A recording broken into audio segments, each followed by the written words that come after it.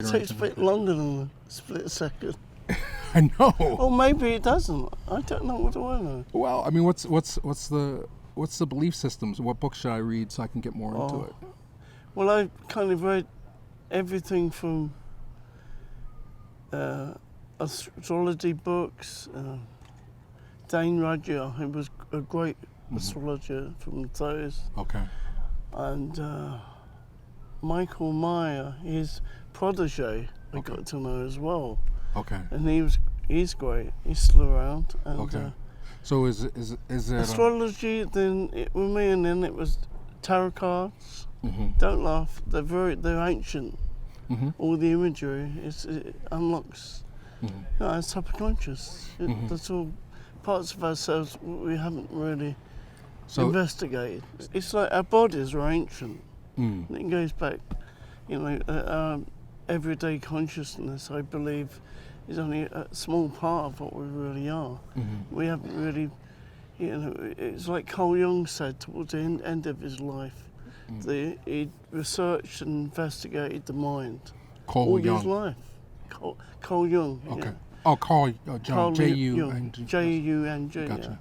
Yeah. And he said that we, towards the end of his life, he said we know so little about the mind.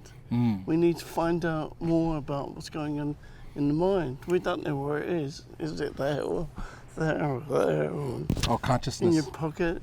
Consciousness. Right. And then I know when you had your incident that unlocked some more things for you. It gave you a different perception. Very, not pleasant, but... Did it hurt? That's a good question. No. You're just there and then suddenly you couldn't move? Couldn't do anything. Wow. What was amazing about it was the fact that I was fully conscious, or even more conscious in a way, because it was like all of a sudden I felt like I knew everybody that I met. Wow. It was like... Oh, you opened up all those doors? Yeah. Wow. And I want to do that. Yeah, but I didn't choose to do it that time. It just But happened. everything came at once. It was just crystal clear. And what was incredible, it made how it appeared to me was that we know each other. Now we think we're strangers, and Okay. but on certain levels we know what's going on. It's like we've read the script over and over again. We've met all the characters in the piece. Are we good? Okay, Mike, we are ready for the slate. All right. Right here, everything's rolling? Everything's rolling. All right. Davies, 2017. Hey, this is Mike, and you're watching Real Black. And wow, what an honor, what a privilege today. I mean, I know generally this is black film, black consciousness, black entertainment, but I'm here with, everybody has a hero. I'm here with one of mine. This gentleman, if you don't know him by face, you know the sound because it's influenced so much of the music that we experience today. Just a rock and roll legend, a legend of music in general, Rock and Roll Hall of Fame member, sold millions of records, and he's here with us in New Hope, Dave Davies. Good to meet you, Mike. Yes, founder and lead guitarist for the Kinks. So thanks for agreeing to do this. It's so good to finally meet you. I'm actually, I should say, first off, you're such an influence to me, right? You got me through so many tough times with the Kinks music, in my high school years and my college years. Didn't need antidepressants when you got She's Got Everything and All Day and All the Night. I mean, the guitar chords, just an inspiration to me. So, but I'm just curious, what were some of your inspirations in terms of? Well, music, it was like, I was a young kid, 13, 14. Now we're talking. And I loved the guitar. And everything about the guitar I loved. I'd listen to anything and everything, from like Elvis to Lead Belly. Lead Belly was a big influence because he had a kind of something really dirty and hidden about his music. And of course I was a big fan of Big Bill Brunsey. And he was like he was a great singer. He wrote great songs. and was a great player. So he had all the influences that I picked up and trying to copy what he was doing badly. Right. Now you're in Muswell Hill. I mean, was skiffle the big thing? Skiffle was big, but I never really took it seriously because it's more like jug band type thing, parties, weekends with the folk, sort of like folk music really in a way, but growing up in Muswell Hill, it felt more like folk music we were doing because all my sisters played the piano, my dad played banjo, so we'd sit around the piano and play a load of tunes that we picked up. And I was also a big fan of Hank Williams. Okay. Because I think he was really an important influence. The whole rock thing that was to come. So when does the rock and roll thing come? Like there's so much, the first, honestly, I mean, I knew about Chuck Berry, but I didn't know a lot of his deep catalog until that first Kinks album. Chuck Berry covers. We did. Yes. So Mr. Berry just passed. I mean, what was sad, the influence? but like he was 90, he did pretty good. Yeah. It's not bad. Big influence, of course. And we used to everything we could get a hold of. And Sweet Little 16 was obviously had a big impact on me because it wasn't just it was the songs, the sound, the tone, the vibration of it. Right. You know, you pick up on that. It's like some years later when we had a record called All Day and All of the Night and I met someone, an Australian guy that grew up in the outback, right? And he said he heard All Day on the radio in the outback. And he said that was it. I'm going to America. I'm going to form a band. And he got into movies, and so it's like this the information that's being passed on. Yeah, it goes. Music. It started in Chicago and it went across the ocean. Yeah. Basically, to you, your hands. And it's weird. Then you got the It's not Ramones weird. and the Maybe it's more Pretenders normal than we realise. Yeah. The communication music is instant. And it registers on, hidden layers or deeper layers of consciousness or being or whatever. Well, that was one of the things we were talking about. Like in your book. I mean, I know you're. I mean, there's clearly beyond our perception. There are lots of things going on. Oh, absolutely, of course. But it's like what we're doing now. And the bits we can see and hear is probably just a tiny bit of it than the energy that's really going on, happening. Right, and if we which is exciting. If we were to know, if we were to see all, if we were to be able to perceive everything. What an exciting time, really. We're finding out sciences, finding out all kinds of things that they thought was impossible years ago. But now we're really. I know times of deep change, but that's what we need sometimes to find out what's going on and come to terms with it. Yeah, I think music and art, is go for it. A great way of breaking down barriers and getting information and communication. No, that was. I mean, the first show I ever bought a ticket for was Kinks Think Visual at the Mad Music Center. Yeah. That's so great. so I was there and yeah, I mean it's like Think Visual. So, okay, yeah. I've always been. I always think when writing a song or trying to come up with ideas, I see it like a screen. That's why I love screenplays. When you read screenplays, it dispenses of all the details and gets down to the high angle on someone, they're moving there, someone else comes in, and you document it as you see it. So songwriting is very visual. Well, yeah, and I think that's why I wanted to talk to you about, just in terms of like the barriers, the perceived barriers.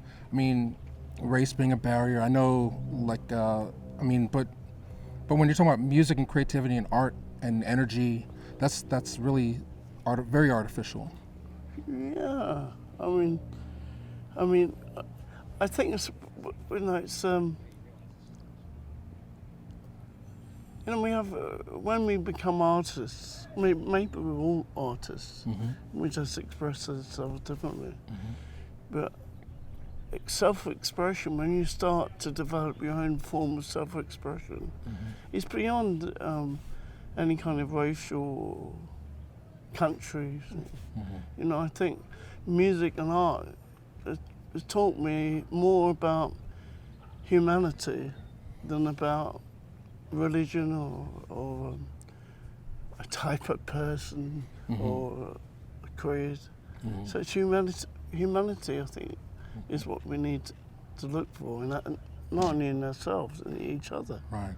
And I think, and Yeah.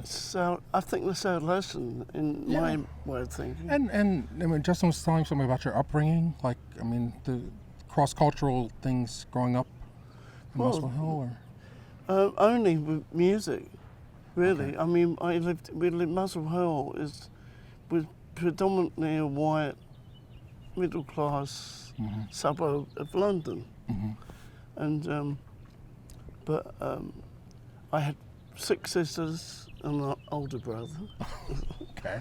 And there was a big event in our family, and you think about the 50s, that my sister got pregnant by an African guy. Oh. So imagine the uproar Wow. in let alone Muswell Hill. And Jackie was born, and I treated her like my sister. And my mother, who was her grandmother, brought her up virtually as her own daughter. But I remember I used to have to take Jackie to school. I'm sure Jackie won't mind me saying this. And it was horrible, quite ugly. And Really? not the adults so much, but the kids can be really cruel. Right. It's sort of like that movie, A Taste of Honey, with Rita Tushingham. Yeah, a bit like that. Well, he was this American soldier, though. I guess but Jackie's father's from the Well, continent. I never found out where he's from, It because just kind of happened. everybody kind of was so shocked. Well, we're But all it's quite normal these days, but in those days, it was a big thing. Yeah. I felt responsible for little Jack, because he was going to take care of her. And I was only a young kid myself. Wow.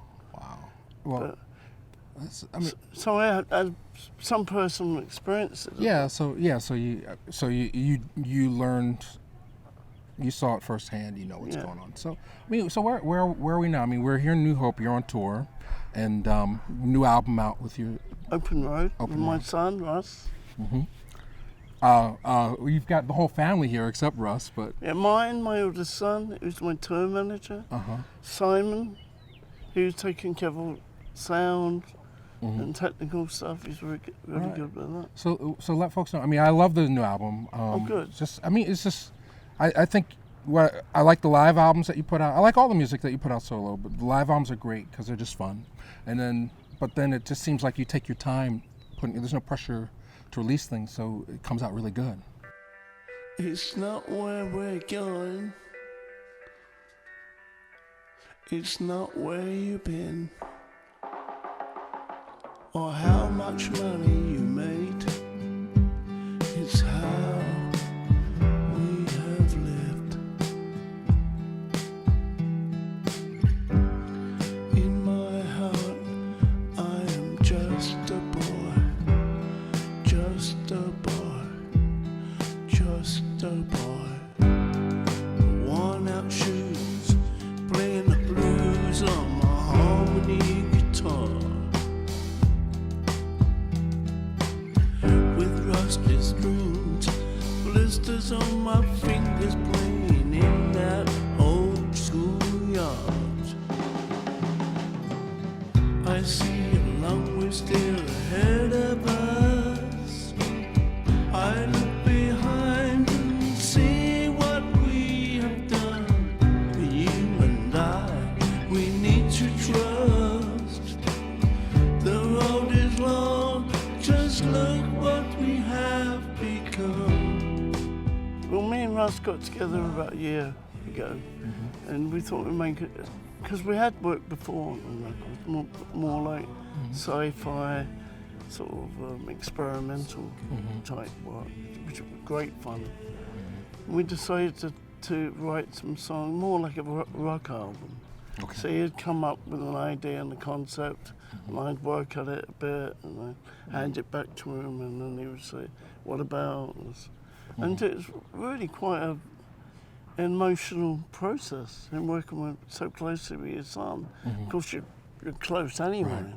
Right. But like he kind of peeled off a few more layers that were really quite, you know, those moments of like, You had to dig deep in the lyrics? Yeah. Well, is that lyric yours, Path is Long?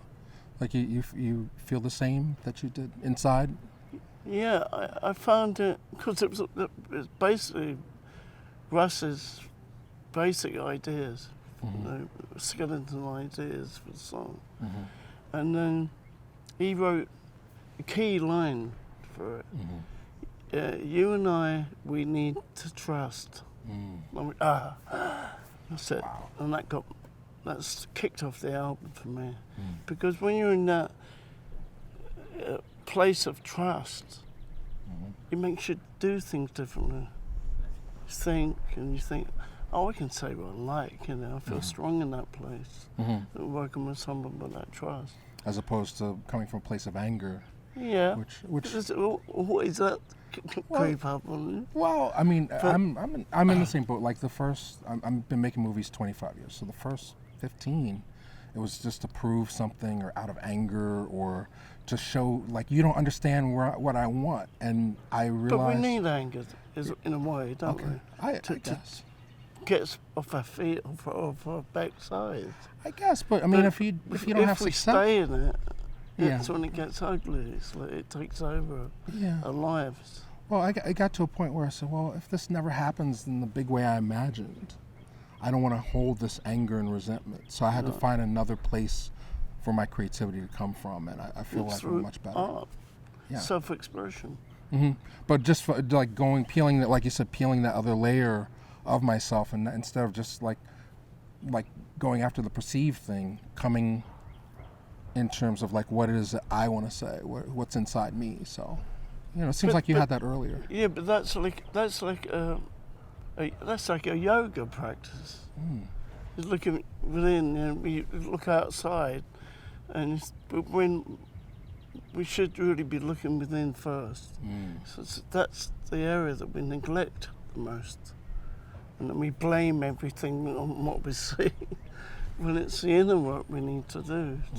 So it's like a yoga, that process. I appreciate that. I appreciate the time that you've taken with us. I'm looking forward to tonight. I mean, for those who aren't here in New Hope, where can they see you perform or get We're going pictures? to, I've forgotten, Bunch of shows. bunch of shows. We're going to Nashville and Atlanta. We played New York, which was fabulous. I love playing New York. And I'm still at it, trying to. No, it's got to feel good. It's got to feel good to just be connecting with your fans again. I know this tour was postponed a few years ago. You were supposed to be here, so. Yeah, it was. You know, it's playing live. Music connects people, and share ideas and emotions. Yes, a real troubadour. I mean, and thank you for it. Thank you for the time. So, words of advice. I mean, for those who are I mean, I feel like we're in a period of change, and a lot of people are. I mean, almost like the '60s. People are turning on in a way. I mean, what piece of advice can you share that will help people get more centered, I suppose? Well, I think, you know, in my little way, I go inward and try and look at what I've done, what I'm doing, and I think that line in the path is long, an open road. You and I, we need to trust. It's like, it seems an immense project or task, but I really think there's a lot in that we need to reach out to each other. I think that's your job. I think that's the artist's job, because there's so much conflict. There's always conflict. Yeah. You know, to try and, I don't know, that's like create order, but like bring the energy, unify the energy in a way. Because if, you know, everything's energy, that table, Mm-hmm. you know, this. Mm-hmm. It's we should develop ways in utilising our energy in a positive way. I think my view is I think positive energy is the only way up, because I think it's too late for pessimism. I think we got really take the bull by horns and move forward as a human race. You know. Yeah, I think. It sounds really No, idyllic. it's completely. It's a full circle. It's a circle. So, just like I feel really good about today because in what is it, 87? I saw you from afar, and now I'm this close. And That's cool. I think that everybody has that, and just as Mr. Barry has transitioned and all those things, you're carrying it forward. This information will be carried forward just in a lot of ways, that the same way that guitar chord that you struck so many years ago. What's so great about art is when you get that trigger from someone like Chuck Berry or Eddie Cochran or whoever. Little Richard. Little Richard was amazing. Yes. I mean, we could talk for hours about those. Yeah. But when you get that inspiration, you try and copy and develop your own way of playing in your own style, then that's how you find out about yourself. So it's an exciting journey, it should be. Right on. I love it. I love it. Well, we're way past our time. I really appreciate you. Oh, yeah. Thank But you so I much. could talk to you all Davies. day. Yes. Oh, we got a slate out. Yeah, just hit a tail slate, sir. Would you Hold that this? for me? Okay, Yep. this No, is gonna just be turn it upside down. Oh, hit a tail slate. Yep. All right. Tail slate. Tail slate.